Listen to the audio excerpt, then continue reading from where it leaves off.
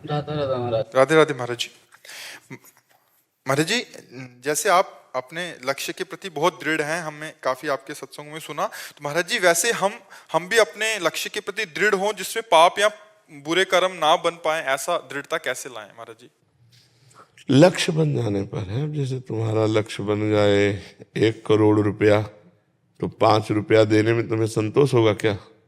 जलन होगी कि 5 रुपया से क्या होगा। वैसे हमारा लक्ष्य बन गया भगवान, तो इन भोगों से जलन होगी, भोगों से शांति थोड़ी मिलेगी। जब तुम्हारा लक्ष्य भगवान नहीं बने तो जो भोग आया उसमें सुख बुद्धि होने के कारण तुम फिसल जाओगे, उसमें गिर जाओगे।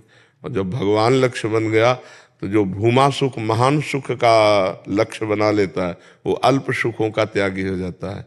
ये अल्प सुख है, ये नाशवान है, क्षणिक सुख है, इनका त्याग करके ही उस परमात्मानंद का अनुभव किया जाता है।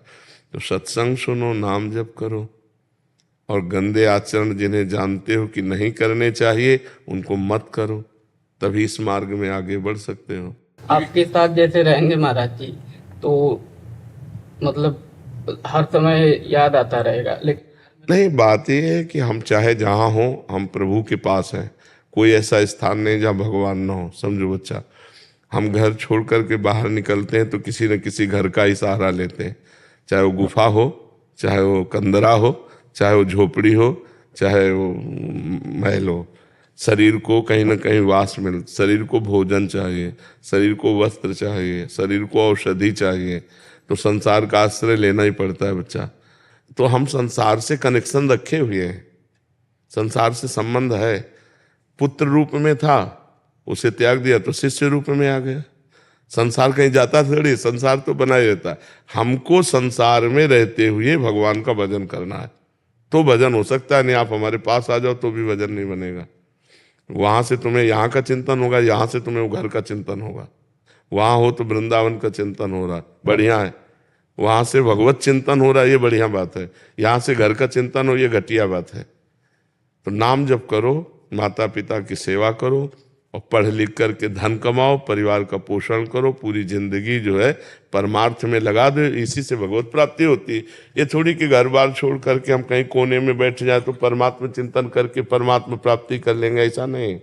सब संत महात्माओं को लगना पड़ता है संसार में। जो तुमने भजन किया, जो तुम ज्ञान प्राप्त किए, दूसरों को दो, फिर यहाँ से जाओ। क्योंकि भिक्षा पाई है, वस्त्र पाया है, शरीर का पोषण हुआ है, तो चलो टहल टहल करके सबको पुण्य अपने प्रदान करो, भजन प्रदान करो। देखो संत महात्मा नहीं करते ऐसा। महाराज जी, घर में रहते हुए यहाँ के जैसे जो चिंतन यहाँ रहे बने, और ये कैसे महाराज? हमको तो यही लगता है कि अगर भजन करना है तो गृहस्थी में रह के बहुत बढ़िया भजन होता है, उसमें कोई जान नहीं पाता।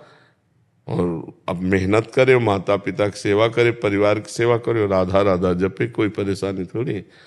बाबा जी बनने के लिए बहुत बड़ा संघर्ष है बच्चा।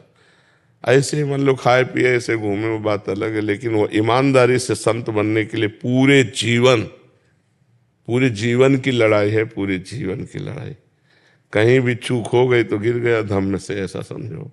50 वर्ष ब्रह्मचारी रहा, 5 मिनट व्यभिचार कर लिया, गया पूरे 50 वर्ष का ब्रह्मचर्य गया। अब आज कलयुग चल रहा है, इसमें ब्रह्मचर्य धारण करना, इसमें पवित्र जीवन रहना, समाज में रहते हुए भी समाज से असंग रहना।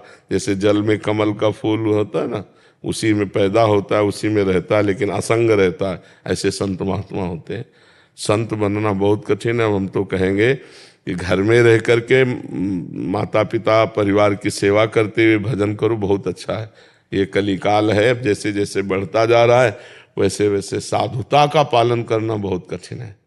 साधुता का भेष तो कोई बात नहीं, बना लेने में कोई देर नहीं लगती, लेकिन साधुता का पालन करना बहुत कठिन है। संतत्व का पालन करना, अपने गुरु परंपरागत आचरणों का पालन करना बहुत कठिन है।